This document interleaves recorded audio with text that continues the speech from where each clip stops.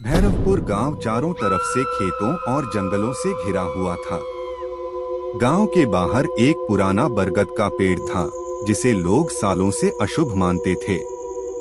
शाम ढलते ही कोई भी उस रास्ते से नहीं जाता था। कहते हैं, उस पेड़ पर एक चुड़ैल का साया रहता था। पहली बार यह बात तब सामने आई जब एक चरवाहा रात को घर लौट रहा था। चांदनी रात में उसने देखा बरगद की टहनी पर औरत जैसी परछाई, खुले बाल, उल्टे पैर और अजीब हंसी।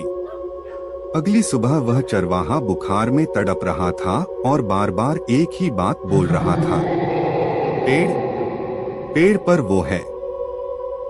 धीरे धीरे पूरे गांव में डर फैल गया। उसी गांव में एक महात्मा रहते थे। लोग कहते थे कि उन्हें आत्माओं और तंत्र मंत्र का पूरा ज्ञान है। लेकिन डर और घमंड में डूबे गांव वाले सोचते थे, हम क्यों किसी साधु के पास जाएं? फिर एक के बाद एक घटनाएं होने लगी। एक बच्चा उस पेड़ के पास बेहोश मिला। एक औरत की चोटी खुद ब खुद कट गई। रात को किसी के घर के बाहर हंसी सुनाई देती। हर बार साया उसी बरगद के पेड़ पर दिखाई देता। अब गांव वालों का डर हद से ज्यादा बढ़ गया। एक रात गांव की पंचायत बैठी।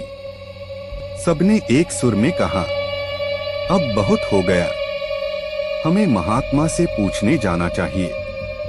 अगली सुबह पूरा गांव दिए, नारियल और अगरबत्ती लेकर महात्मा के आश्रम पहुंचा। महात्मा ने सबकी बातें शांति से सुनी, फिर आंखें बंद कर ध्यान लगाया।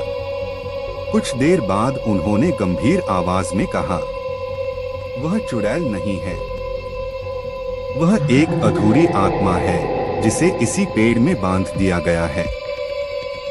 गांव वाले कांप उठे।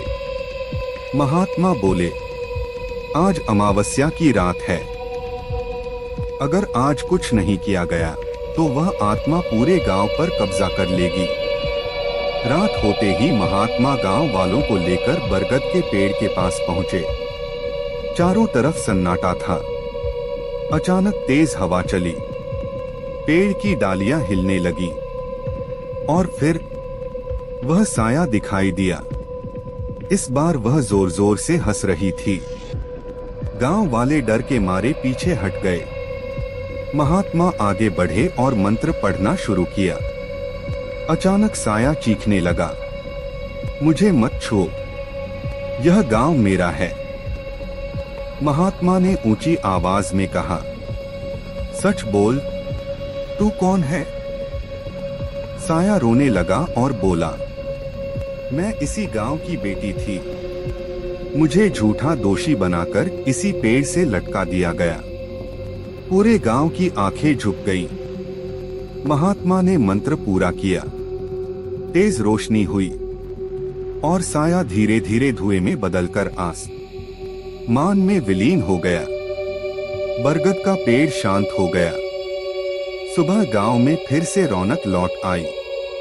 महात्मा ने जाते जाते कहा, डर से नहीं, सच्चाई और समझ से ही हर भूतिया साया खत्म होता है। उस दिन के बाद गांव वालों ने एक बात हमेशा के लिए सीख ली। जब डर सामने हो तो सही इंसान से पूछना ही सबसे बड़ा समाधान होता है।